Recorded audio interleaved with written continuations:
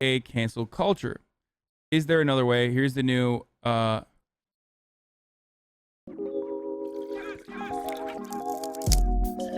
What's up, guys? Helen here, and today we're going to talk about a topic that single-handedly raised America's blood pressure 50 millimeters, which is a lot. That's right, cancel culture. Now, clearly the term is getting its fair share of media attention. Cancel culture. Cancel culture. Cancel culture. Cancel culture. Cancel culture. But what does it really mean? According to our friend Miriam, it's the practice or tendency of engaging in mass canceling as a way of expressing disapproval and exerting social pressure.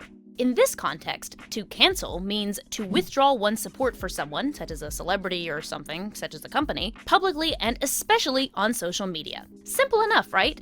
Not so much. Cancel culture has turned into something of a catch-all phrase for the social repercussions for everything from bad jokes to workplace harassment to really effing stupid tweets. And a lot of people are super angry about it, arguing that the threat of being cancelled is hurting free speech, hurting public discourse, and most tragically, hurting Tucker Carlson's feelings. But the more interesting question to us is, what is cancel culture actually doing? Specifically, is it actually righting wrongs? When somebody gets cancelled for doing or saying something bad, has justice been served? So let's be brave and try to figure it out in this Wisecrack edition on cancel culture.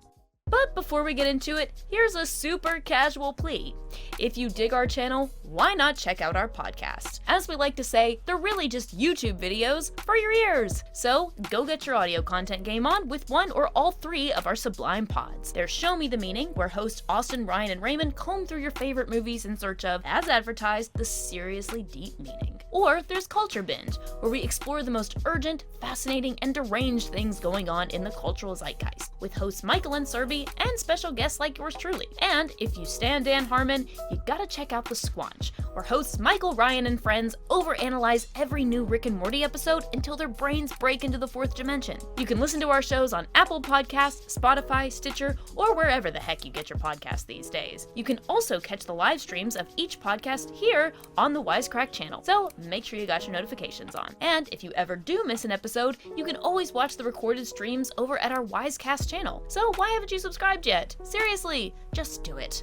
And now, back to the show. Now, the primary function of any given cancellation is to publicly shame the person in question for some kind of, technically speaking, up. A recent high-profile example is Chrissy Teigen, model turned social media personality and multi-hyphenate. Here's the skinny. Courtney Stodden, a model most famous for marrying their abusive 51-year-old agent at the age of 16, spoke out about the horrific bullying they endured in the spotlight. They specifically named Teigen, who repeatedly tweeted and messaged cruel things to Stodden. But it's so damaging when you have somebody like Chrissy Teigen bullying children. Most egregiously by encouraging them to commit suicide, something that a high school student legit went to jail for a few years ago. After this revelation, other instances of Teigen's public and private online bullying were brought to the internet's attention. Outrage quickly ensued, perhaps in part because Teigen built a whole brand on the strength of her spunky charisma and clapbacky persona, and has previously spoken out about her own experiences being bullied. Teigen was subsequently dropped from a Netflix show, lost most of her business affiliations, and relinquished her status as Twitter darling. The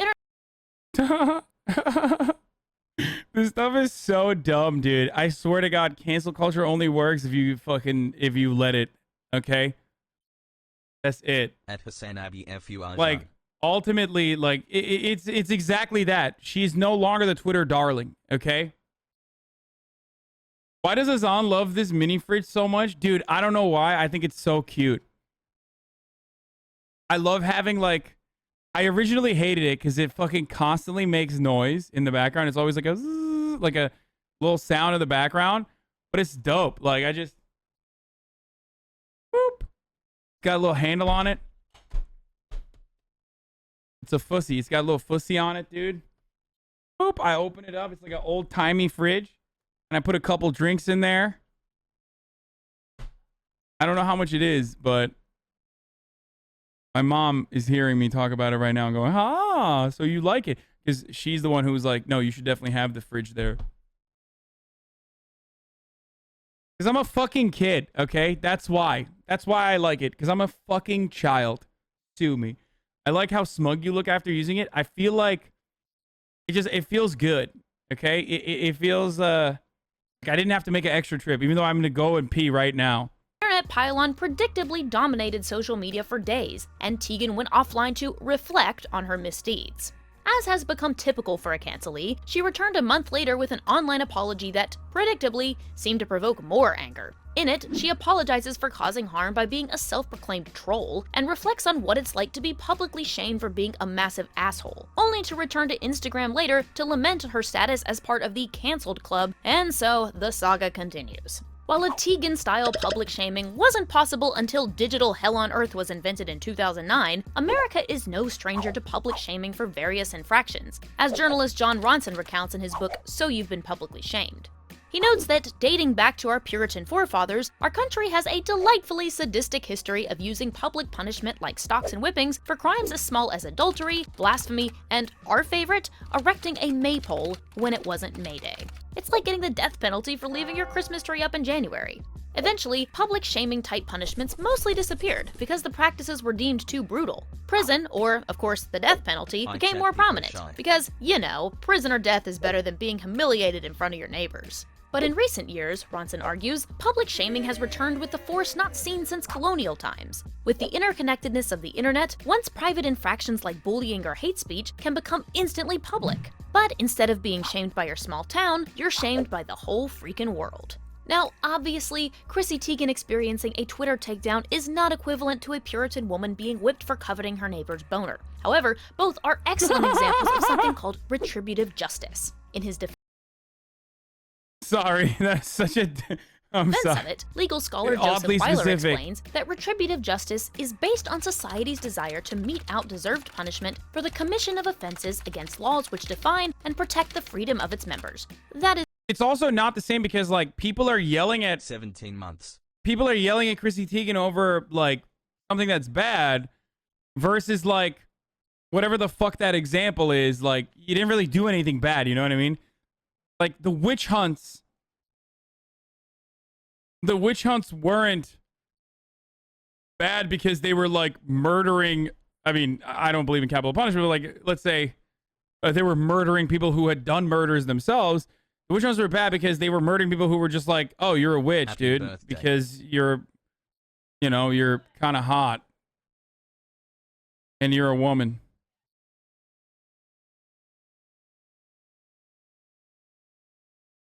is to say, retributive justice is primarily concerned with punishing somebody proportionately to the harm they caused. Under the theory of retributive justice, it is even morally good to give an offender their just desserts. Retributive justice dates all the way back to the ancient Babylonian Code of Hammurabi, and appears in the Bible in that classic line, an eye for an eye, a tooth for a tooth. And philosophers like Immanuel Kant stand state-imposed retributive justice, arguing that under proportionate punishment, a thief must be punished by not being allowed to own any property, while a murderer must be punished by death. This sounds suspiciously in line with Teigen's punishment. She sent super mean tweets, and now she's on the receiving end of super mean tweets. But is justice really being served when people tell Chrissy Teigen to take a dirt nap? A lot of thinkers would say no, and for a number of reasons. A common critique? When all the focus is on punishing the perpetrator, we kinda conveniently forget about the victim who endured the harm in the first place. That is, in our gusto to get back at the bad guy, we rarely consider how the victim is doing. I.e., is anyone who's lashing out at Teigen really thinking about Stodden's feelings?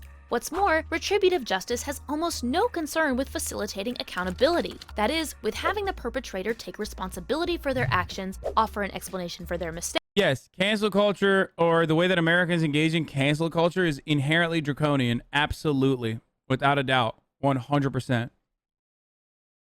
This is why I talk about America's, like, draconian attitudes towards crime and punishment all the fucking time. That's why I get so mad when people try to come in here and be like, dude, what the fuck? This guy said something that was bad like fucking 10 years ago. It's like, okay, what do you want me to do? Go murder him? Like, all right, dude. Well, you know, before you fucking literally invent a time machine so you can go back in time and, like, get them to stop doing that, anything short of that, you're fucking delusional, okay? Especially if they have shown that they're different. Especially if they've shown that that's not who, doesn't, you know, they don't represent this person anymore. And promise to, you know, do better. In fact, when internet cancelees do ostensibly attempt to take responsibility, it's typically, and maybe fairly, dismissed as a cynical PR stunt. In the retributive justice of cancel culture, our focus is pretty much all on the punishment, whether it's getting someone fired or just getting them to really super hate themselves. But what's the alternative to straight-up punishment? America's a country pretty preoccupied with all things punitive. I mean, we have a chill 6.7 million people in the criminal justice system, including parole, for God's sake. So it's not surprising that we seem constitutionally incapable of finding an alternative way to dole out justice. But what if there was a way to enact justice that was less obsessed with an eye for an eye and more interested in, say, minimizing pain at large, improving society, and most of all, helping victims move on? No! It won't make my fifis feel good when I fucking get in a group and we all collectively decide. No!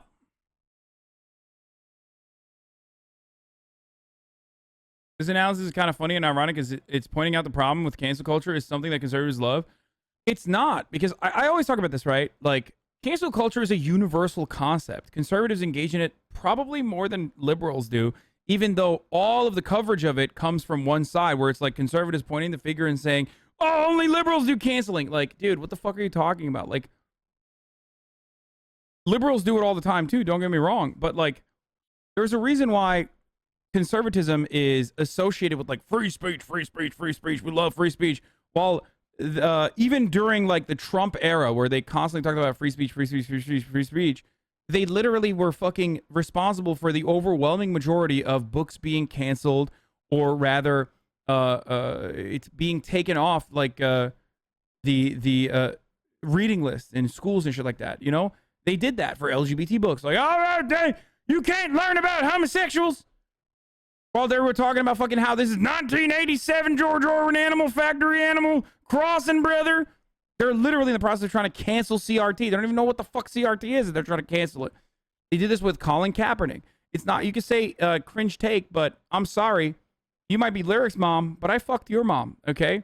And that's not a cringe take. When you have no argument, you just say, cringe take. It's cringe. I don't like that you are adequately pointing the hypocrisy. I don't like it. Cringe. It's a cringe take. Okay?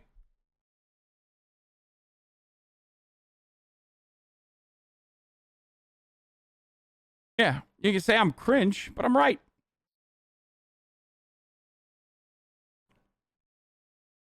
Move on from the traumas they've endured. Sound too good to be true? Enter restorative justice, a system of accountability focused on doing just that. As one of the modern movement's founders, Howard Zerr, puts it, restorative justice provides an alternative framework for thinking about wrongdoing. It's less concerned with punishment than with considering the needs and roles of all parties involved. The start of any attempt at restorative justice considers the victim, in this case Stoughton, and imagine being in the 30s and still using your mom jokes. Lol, lol, lol, lol. I can imagine, and there's a part of the reason why I do it. And that is because your mom seems to enjoy it, because I fuck your mom as well. Oh, dude, fuck. Oh my God. Christ, why? Why do you always, why do you want this? Why? Yeah, I did. I fucked your mom too. And guess what? Guess what, chatter? She fucking loves, absolutely loves, when I make I fucked your mom jokes. She says, yeah, you did fuck me. And you fucked me good. Sorry. Just kidding. I'm not even remotely sorry, bitch. Let's keep going with the video. And others, and assesses the harm they endured because of Tegan's actions. It then asks, how can we make things whole? Retributive justice promises to do so by doling out punishments, but is it functionally making things right?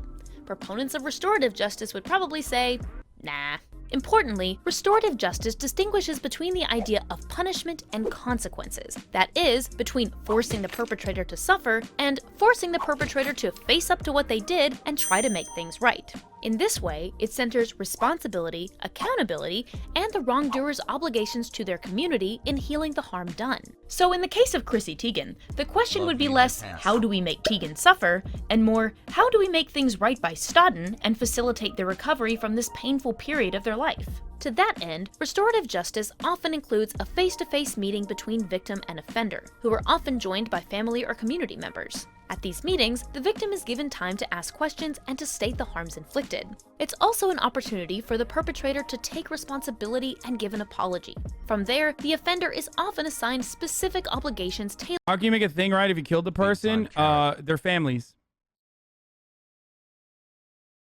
In retributive justice, the healing process focuses on the harm committed to the families by ending someone's life. To their case, sometimes centered around changing their behavior or performing community service, or a host of other options. The goal of restorative justice is to eventually reintegrate the victim and the offender back into their community. These meetings often end with amends and closure. Restorative justice, in its modern iteration, draws inspiration from indigenous communities, especially those from North America and New Zealand, including Navajo peacemaking courts. Such a model has, since 1989, been the What if they do it's a violent or rape crime? It's the same. primary way that New Zealand treats juvenile criminal offenders, and has resulted in a 15% reduction in those offenders committing future crimes. Of course, with cancel culture, we're not dealing with a criminal justice system, and we admit we had trouble imagining what restorative justice really looks like in the context of internet cancel culture. After all, going to Twitter for nuanced discourse is like going to Hot Topic for an elegant wedding dress. What's more, attempts at online restorative justice could easily turn into performative grandstanding devoid of any actual depth, the exact kind of thing Teigen was roasted for in her apology post. But author and activist Adrienne Marie Brown has some ideas, as outlined in her recent booklet, We Will Not Cancel Us, in which she asks, can we release our binary ways of thinking of good and bad in order to collectively grow from mistakes? While she's specifically discussing the rise of cancellations in activist groups, we think her arguments can be applied to society at large. I don't want rapists back in society. Let them rot. I think it's okay to be draconian about the worst crimes. No, it's still not okay. The idea behind it is still the same, dude. Vengeance is not justice, okay? Vengeance is not justice. It'll make you feel good for like a brief moment, maybe. Okay? What's just is if you successfully stop that person from ever doing rape again. Okay? That's how it works. Sometimes it is though. We have the same discussion all the time, dude. All the fucking time.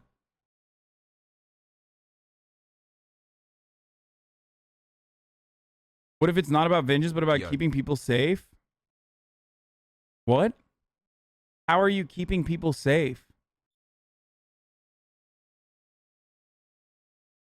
Like, how? You're not keeping anybody safe with that. First of all, harsher penalties are proven to not be a good deterrence measure for crimes that other people might commit. So that's number one.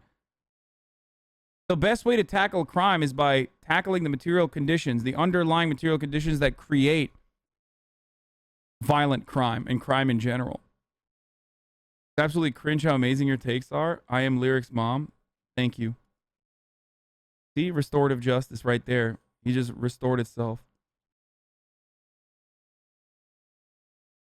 Some people need to be away from society and protect it and people. There is certainly one group of individuals or one type of crime committed by a group of individuals that does, with at least our current medical knowledge and understanding of it, require round-the-clock surveillance.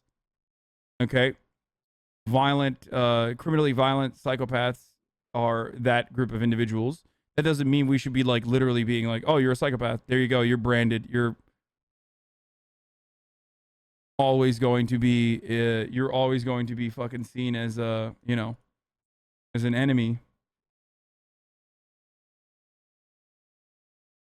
But having said that, I thought you were going to make a segue. I'm traumatized. No. Don't harsher penalties generally lead to more aggressive and violent actions to prevent witnesses? Harsher penalties just simply do not work, dude.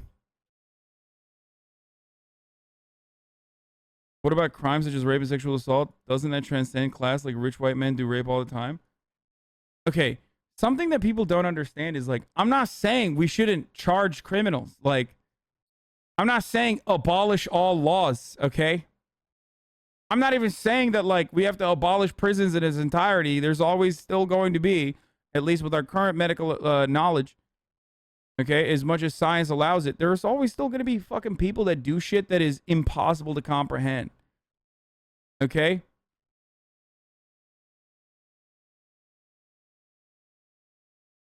But the goal for the overwhelming majority of people that are currently incarcerated is rehabilitation. It should always be rehabilitation. It should be rehabilitation unconditionally for every single person so they can be reintroduced and reintegrated back into society in successful ways.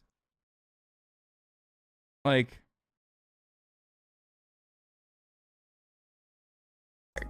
Brown notes the disturbing way cancel culture resembles a feeding frenzy among sharks. She writes, "We are full of justified rage, and we want to release that rage. And one really fast and easy way to do this is what I experience as a knee-jerk collective punishment, i.e. retributive justice, that's all about causing pain rather than righting wrongs." She asks, why does it feel like we are committed to punishment and enjoying it? That is to say, are we just Puritans with smartphones? See, call-out culture can be immensely satisfying to our lizard brains. When we paint someone like Tegan as bad and beyond redemption, it makes us feel better about ourselves. What's more, it can even feel productive when we declare Tegan no longer worthy. Czar, rehabilitation is a failed concept.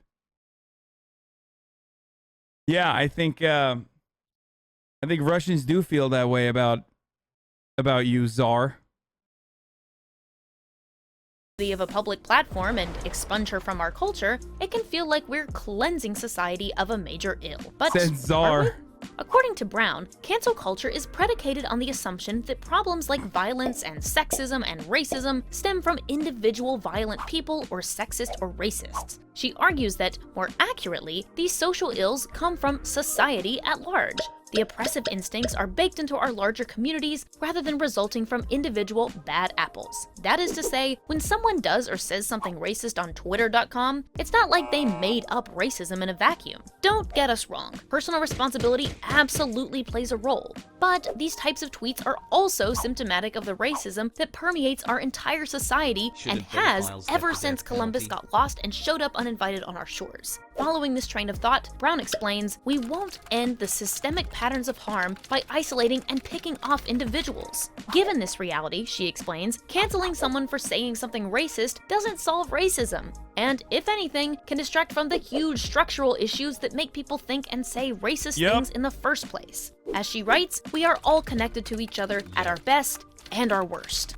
In the case of Tegan, it's worth noting that while what she did and said was horrible, she was merely one voice in the collective bandwagon roasting Courtney Stodden, then a literal child. The media treated Stodden horrifically, mocking and deriding them mercilessly, which by their own account only compounded the trauma they experienced in their abusive relationship. While canceling Tegan can feel satisfying, it doesn't begin to make up for the way society collectively hurt Stodden. Again, instead of centering Stodden's pain, we're going ham on Tegan's punishment.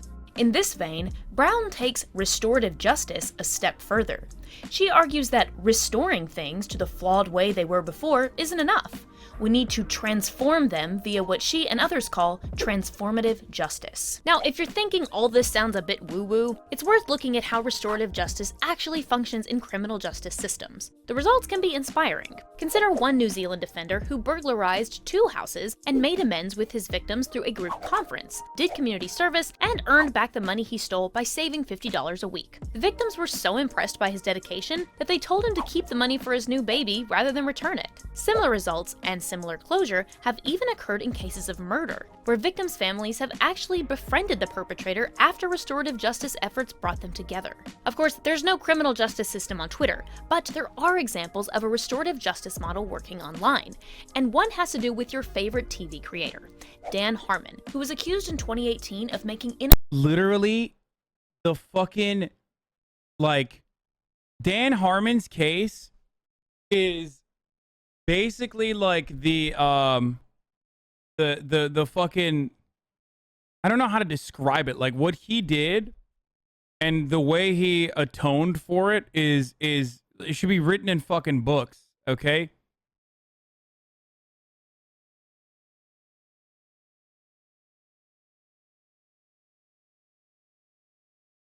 Inappropriate advances It's like the toward best an employee, example of Megan Gantz, and apologizing eventually for firing your past examples. her Is the after best. she It's a rejected him. blueprint. After she spoke out about the injustice, Harmon took full accountability, started a dialogue with her, apologized, and made public statements about his wrongdoings. Gantz subsequently forgave him, rather than simply using the opportunity to cancel him.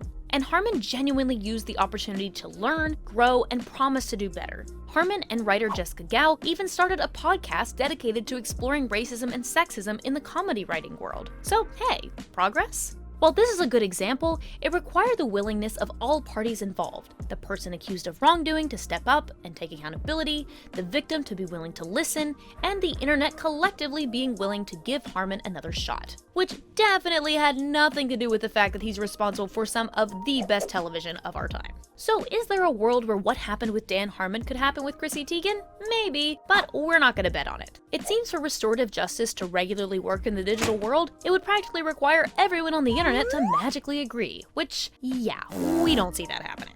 But what we do think is that the mechanisms of cancel culture, in the case of folks like Teigen, may stem from good intentions to hold people accountable, but don't— What's that story? I mean, it's pretty fucking cut and dry. He like sexually harassed Megan Gantz, one of the writers, under his team, and then he fucking apologized for it.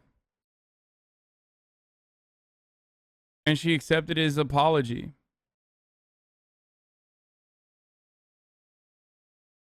Rick and Morty was very sexist during the beginning, so the damage was done. What?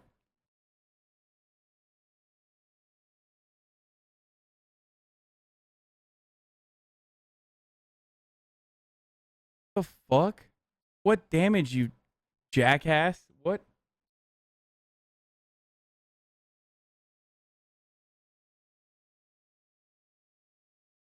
This wasn't even on fucking Rick and Morty. If you're gonna get fucking mad, at least get mad at the right thing, dude. It's such a perfect example of people who are just like upset about shit for just the sake of sounding upset. Yeah, it was on Community, but generally create positive change or make us better, because it's too focused on punishing individuals rather than transforming systemic problems. But what do you guys think? Is cancel culture productive? Can restorative or transformative justice ever work for internet offenses? Are we canceled for making this video? Let us— I don't get it, bro. If you just apologize and this is supposed to be special, what the fuck? I think that's what you're supposed to do. Like, that's all you can do. Is if you fucked up and you were a bad person. That's the best thing you can do is atone, recognize that it's bad, and then, you know, never do it again. That's the best thing you can expect from people, is to change for the better.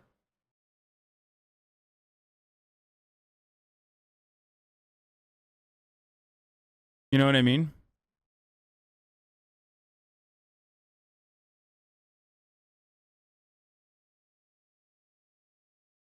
Like, what do people want?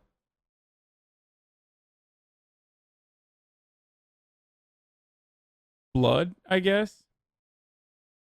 Rick and Morty.